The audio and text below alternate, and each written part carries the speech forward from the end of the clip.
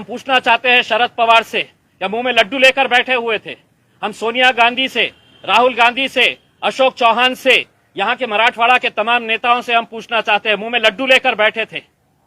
अब आओ औरंगाबाद में आपकी खातिर हम कैसी करेंगे जरा देखिए। ये हम तो चलिए औरंगाबाद और उस्मानाबाद को हम खेल लिया जाए करके। उसमें उद्धव ठाकरे साहब, हम आपकी इज्जत करते थे, लेकिन जब आप ऐसे फैसले करने के ऊपर आ गए हैं, जब जाने लगे थे तो जरा अच्छे से चले जाते तो ज्यादा बेहतर था।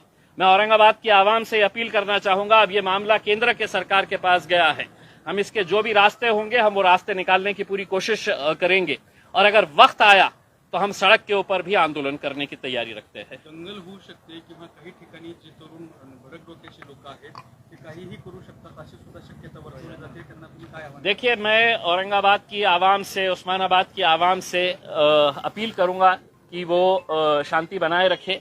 अभी हमारे पूरे रास्ते बंद हो गए हैं ऐसा नहीं है, हम दूसरे भी रास्तों का इस्तेमाल करेंगे, लेकिन आज हमारी पूरी नाराजगी कांग्रेस और राष्ट्रवादी कांग्रेस, जिन्होंने हमेशा सिर्फ अपनी सत्ता की खातिर किसके साथ जाना, कैसे जाना, अपनी कुर्सी कैसी बचाए रखना से वही खेल खेला। मुझे बताया गया है कि 2 कांग्रेस के मंत्री कैबिनेट मीटिंग से बाहर निकल कर आ गए। अगर तुम में जरा सी भी शर्म बाकी है तो आज इस्तीफा मुंह पे फेंक कर मारिएगा। उसमें आप इस तरह का नाटक करके पब्लिक को बेवकूफ बनाने के धंधे मत करिएगा। उसमें औरंगाबाद हमारा शहर है, औरंगाबाद के तमाम लोग, इस शहर के पीछे का एक इतिहास है, वो इतिहास को तो मिटा नहीं सकते हैं। और हम ये कहना चाहेंगे कि औरंगाबाद की आवाम के लिए आप 50 नाम रख लीजिएगा, लेकिन औरंगाबाद औरंगाबाद ही रहेगा हमारे लिए। ये लोग बनफोड़ जो गए हैं, ये नाम बदलने से क्या वापिस आ जाएंगे इनके पास? देखिए, मैंने आपको जैसा पहले बताया है कि मरता क्या ना करता, आज उनको ये मालूम है कि अब हम एक मर्तबा कांग्रेस का सहारा ले लिए, राष्ट्रवादी का सहारा ले लिए, 3 पहियों की रिक्शा बनाकर है तो हमने 2.5 साल है तो महाराष्ट्र के अंदर सफर कर लिए है, अब दोबारा कब मौका मिलेगा ये हमको पता नहीं। तो चलिए, जाते जाते मैं उद्धव ठाकरे साहब से एक सवाल करना चाहता हूं कि इसी शहर के अंदर आप कुछ दिन पहले आए थे, आपने अपने भाषण के अंदर यह कहा था कि हम औरंगाबाद का विकास करेंगे। उद्धव साहब, कौन सा जादू की आपने छड़ी चलाए इस शहर के ऊपर कि पूरा विकास हो गया और आपने फिर है तो नामकरण का फैसला ले लिए है करके? उसमें आप ही की जबान के ऊपर आपने कहा था कि नहीं, मैं इस शहर के अंदर पानी पहुंचाऊंगा, हम इस शहर का विकास करेंगे करके। उसमें ऐसा क्या हो गया, इसका जवाब भी दीजिए आप, और आपको जवाब देना पड़ेगा उसमें। अब आप मुंह छुपाकर बैठ नहीं सकते हैं। आपको अगर कोरोना अगर हुआ है तो आप है तो इसके ऊपर आइए, ऑनलाइन आकर जवाब दीजिए औरंगाबाद की और उस्मानाबाद की आवाम को। उसमें आपकी घटिया राजनीति की वजह से आप हमारे शहर के अंदर हंगामा नहीं पैदा कर सकते हैं। ये शहर हमारा है और इस शहर के लिए अगर आप घटिया राजनीति खेल रहे हैं तो हमको उसका भी जवाब देना आता है और अच्छी तरह से देना आता है। केंद्राच्या कोर्टात गेलेला, तुम्ही आता केंद्राकडे काही ऍक्टिव्हिटी करणार आहात का? बिल्कुल करेंगे। हमने ये बताया है कि हमारे पूरे रास्ते खुले हुए हैं और अगर वक्त आया तो हम सड़क के ऊपर भी आंदोलन करने की हमारी पूरी तैयारी है।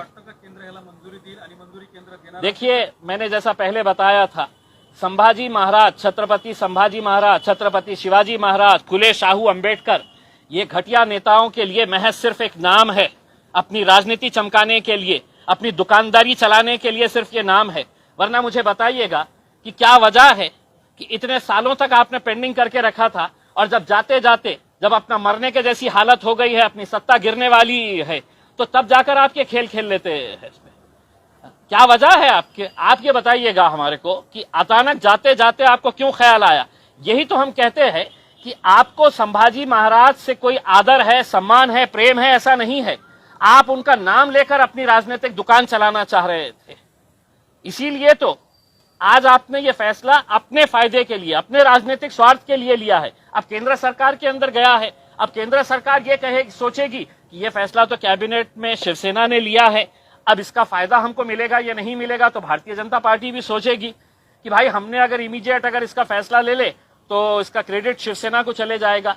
तो संभाजी महाराज से किसी को मोहब्बत है, इनको ऐसा नहीं है। हम तो ये साफ कहते हुए आए हैं कि हम छत्रपति संभाजी महाराज, छत्रपति शिवाजी महाराज, फुले शाहू अंबेडकर, हमने कभी भी अपने राजनीतिक स्वार्थ के लिए इन लोगों का नाम नहीं लिया है।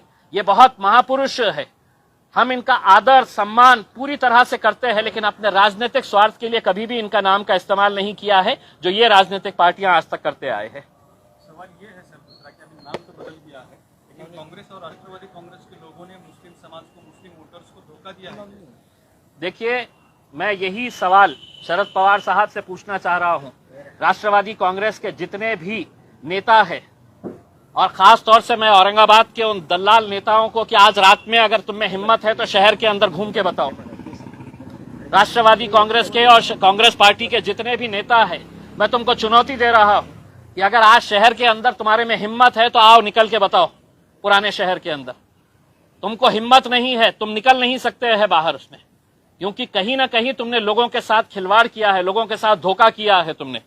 और यही वो आएंगे अब कुछ महीनों के बाद, जब चुनाव होंगे तो इनको जवाब मिलने वाला है, और पब्लिक कैसा जवाब देगी आप खुद समझिएगा। लेकिन जब तक मैं ये कह रहा, ये जितने भी नेता हैं, इनके बड़े बड़े नेता, इनके फोटोज के ऊपर चप्पलों का हार पहनाइएगा और उसके ऊपर सोशल मीडिया के ऊपर वायरल करिएगा, क्योंकि ये इसी के लायक ही है। अब चंद्रकांत खैरे डांस कर रहे हैं। चंद्रकांत खैरे साहब बिल्कुल अब उनके लिए डांस करने के लिए ही अब वक्त रह गया है, और मैं तो चाहूंगा कि वो एक प्रोफेशनल डांसर बन जाए करके उसमें, क्योंकि अब आगे की राजनीति तो वो कर नहीं सकेंगे, अब सिर्फ डांस करने का है। क्योंकि ये मुद्दा पिछले 25 सालों से चंद्रकांत खैरे साहब के लिए उनकी रोजी रोटी का जरिया था ये। अब ये एक मर्तबा हल हो गया है तो आप क्या करने वाले हैं वो पता नहीं है। तो इसलिए चंद्रकांत खैरे साहब अच्छे ठुमके लगाइएगा। अब आपको आगे इसके बाद है तो सिर्फ ठुमके ही लगाते रहना है।